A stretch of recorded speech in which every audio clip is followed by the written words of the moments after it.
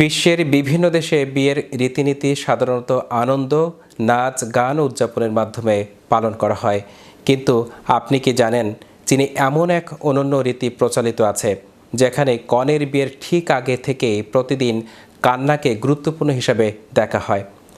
প্রথমে এটি দুঃখজনক মনে হলেও এর পেছনে আছে ঐতিহ্য, আবেগ এবং সামাজিক মূল্যবোধ। বিস্তারিত থাকছে ডেস্ক রিপোর্টে। বিয়ে মানে হাসি, উৎসব আর আনন্দ, এমনটাই পরিচিত চিত্র। তবে চীনের দক্ষিণ পশ্চিমাঞ্চলের টুজিয়া জনগোষ্ঠীর কাছে বিয়ে শুরুর আগের সময়টা ভিন্ন আবেগে ভরা। সেখানে কনেকে বিয়ের 1 মাস, কখনো আরও আগে থেকেই নিয়ম করে কাঁদতে হয়। এই কান্না কোনো শোকের বহিঃপ্রকাশ নয়, বরং এটি একটি প্রাচীন সাংস্কৃতিক ঐতিহ্য যা পরিচিত ক্রাইং ম্যারেজ নামে। ঐতিহাসিকভাবে এই রীতির শিকড় রয়েছে চীনের কিং রাজবংশের শেষ সময় পর্যন্ত। এক সময় এটি ব্যাপকভাবে প্রচলিত থাকলেও আধুনিক নগর জীবনে এর চর্চা কমে এসেছে।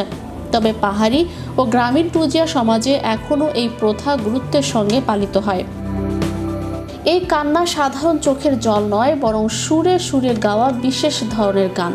কনে নিজেই এসব গান রচনা বা শেখে, যেখানে উঠে আসে তার শৈশব, পরিবার থেকে বিচ্ছেদ, ভবিষ্যৎ জীবনের আশা, আকাঙ্ক্ষা ও সামাজিক দায়িত্ববোধ।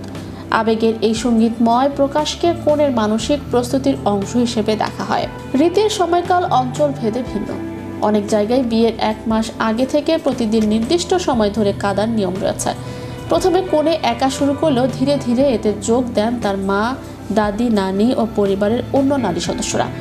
এই ধাপ ভিত্তিক অংশগ্রহণকে জুও তাং বলা হয়, অর্থাৎ নির্দিষ্ট ঘরে একত্রে বসে আবেগ প্রকাশ।